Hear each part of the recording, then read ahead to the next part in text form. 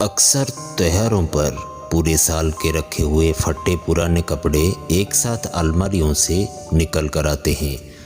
ऐसे में सबसे बड़ा सवाल होता है, अब इन फटे पुराने कपड़ों का क्या किया जाए। ज़्यादातर सभी लोग फटे पुराने कपड़ों का बड़ा सा गट्ठर बनाकर या तो सालों तक घर में रखते हैं या फिर कहीं बाहर फेंक देते हैं। क्या आपने कभी सोचा है इन फटे पुराने कपड़ों को भी कई शानदार चीज़ों में बदला जा सकता है?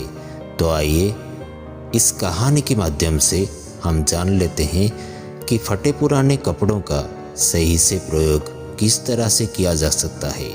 तो चलिए कहानी को शुरू करते हैं। एक बार गौतम बुद्ध से मिलने के लिए उनका एक शिष्य उनके आश्रम में पहुंचता है और पहुंचने के बाद वो कहता है, प्रभु मुझे आपसे एक निवेदन करना है।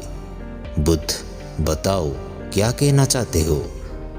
शिष्य बोलता है, मेरे वस्त्र पुराने हो चुके हैं, अब ये पहनने के लायक नहीं रहे, कृपया मुझे नए वस्त्र देने का कष्ट करें। बुद्ध ने शिष्य के वस्त्र देखे, ये सचमुच बिल्कुल जीर्ण हो चुके थे और जगह जगह से घिस चुके थे। इसीलिए उन्होंने एक अन्य शिष्य को नए वस्त्र देने का आदेश दे दिए।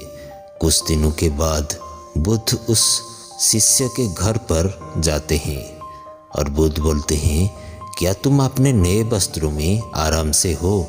तुम्हें और कुछ तो नहीं चाहिए? शिष्य बोलता है, धन्यवाद प्रभु, मैं इन वस्त्रों में बिल्कुल आराम से हूँ और मुझे और कुछ नहीं चाहिए।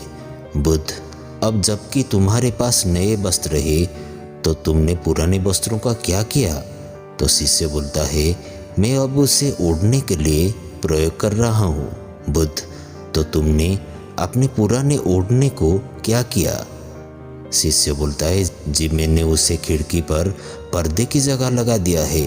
बुद्ध, तो क्या तुमने पुराने पर्दे को फेंक दिए?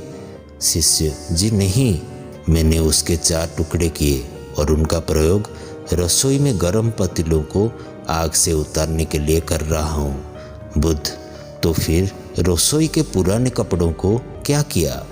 शिष्य बोलता है, अब मैं उन्हें पोछा लगाने के लिए प्रयोग करूँगा। बुद्ध, तो तुम्हारा पुराना पोछा का क्या हुआ?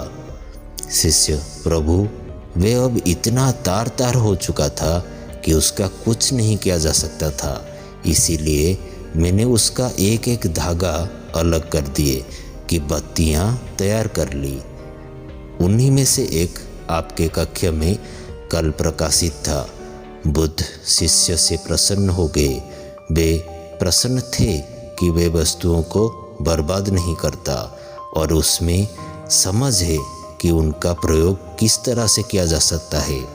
तो मित्रों, इस कहानी के माध्यम से हमें ये सीख मिलती है कि पुराने कपड़ों का सही से इस्तेमाल हम कैसे कर सकते हैं।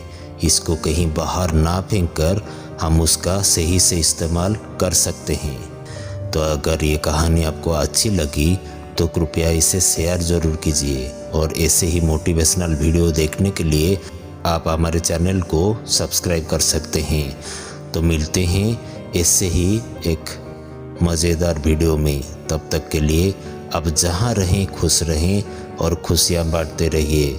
वीडियो को अंत तक देखने के लिए आपका बहुत बहुत धन्यवाद।